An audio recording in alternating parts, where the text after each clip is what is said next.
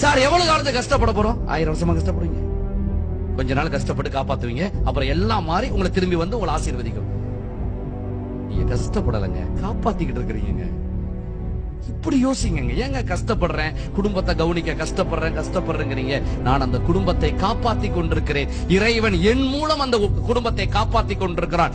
என் மூலம் சோறு கொடுக்கிறான். என் மூலம் அவங்களுக்கு நல்ல அறிவு கல்வியை கொடுக்கிறான். அந்த பிள்ளைங்களுக்கு என் மூலம் அவங்களுக்கு நல்ல மருந்தை கொடுக்கிறான். என் மூலம் அந்த இறைவன் அந்த குடும்பத்துக்கு நல்ல ஆடைகளை கொடுக்கிறான், ட்ரெஸ்ஸை கொடுக்கிறான். அப்படி யோசிச்சு பாருங்க. கஷ்டம்தான், ஆனா உங்களால தானே முடியும். அதுக்கு பின்னாடி உங்களுக்கு தானே ஆசீர்வாதம், பிளெஸிங்ஸ். ஏன் கஷ்டப்படுறேன்னு சொல்றீங்க? காப்பாத்துறேன்னு சொல்லுங்களேன். எத்தனை வருஷம் நான் காப்பாத்துறது?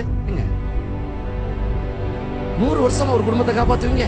எல்லாம் பெருசாயிட்டா காப்பாற்ற வேண்டியது இல்லைங்க.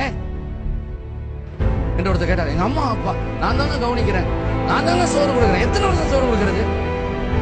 கொஞ்சம் கவனம் இருப்பாங்க. 5-10 வருஷத்துல செத்துருங்க. அது அப்புறம் கொடுக்காத. வருஷத்துக்கு ஒரு தடவை தீனி பண்ணா போதும். அப்பா அம்மா என்ன 100 வருஷம் வாழ போறாங்க? ஏன் 100 வருஷம் வாழ்ந்தாலும் என்ன? இப்ப நம்ம கொடுத்தா இன்னொரு இடம் நம்ம கிடைக்க போகுது, அவ்வளவுதானே.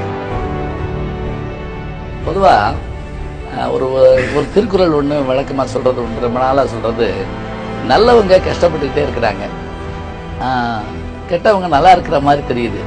இதுக்கு காரணம் என்னன்னு ஒரு திருக்குறள்ல ஒரு கேள்வி கேட்கிறாங்க. கேட்டுட்டு அவர் சொல்றாரு, அவ்விய நெஞ்சத்தான் நாக்கமும் செவ்வியான் கேடும் நினைக்கப்படும் சொல்லிட்டு விடை சொல்லல. அவரு விடை சொல்லன்னா என்னன்னா, நீ நினைச்சு பாரு உனக்கு புரியும் அப்படின்ட்டு விட்டுறாரு. இது சொல்லி 2000 வருஷம் ஆச்சுங்க. ஆனா இன்னைக்கும் அந்த குறள் இருக்குது. இன்னைக்கும் கூட பலர் என்ன நினைக்கிறாங்கன்னா, நான் நல்லா இருக்கிறேன் ஆனா நான் சிரமப்படுறேன், அவன் பாருங்க அப்படி இருக்கிறான், அவன் நல்லா இருக்கிறானே, இது நியாயமா அப்படின்லாம் கேட்கறாங்க. பொதுவா நல்லவர்களுக்கு கஷ்டம் வர காரணம் என்ன? நீங்க நான் நல்லவன் எப்படி முடிவுக்கு வந்துட்டீங்க? 10 பேர் பார்த்து அவனை சரியில்லை, இவன் சரியில்லை, இவன் சரியில்லை, அவன் சரியில்லை, இவருக்கு எல்லாம் ஒப்பிட்டு பார்த்தா நானே நல்லவன் முடிவுக்கு வந்துட்டேன். எப்போ உலகத்துல இருக்கிறவங்க எல்லாமே சரியில்லையோ நீங்க மட்டும் நல்லவங்க, நீங்க கஷ்டப்பட்டே ஆகும்.